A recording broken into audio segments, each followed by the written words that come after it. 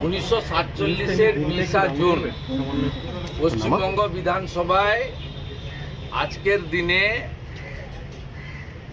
তদানীন্তন পূর্ব পাকিস্তান, আজকের বাংলাদেশ, ওখানে থাকবো না আমরা আলাদা হব, এই প্রস্তাব এসেছে। এই প্রস্তাবে বলা হয়েছিল যে হিন্দু সংখ্যাগরিষ্ঠ এই বঙ্গের এই পশ্চিম দিকটা, মানে পশ্চিমবঙ্গ, এর জন্য আলাদা একটি প্রদেশ তৈরি করে ভারতভুক্তি করা হোক।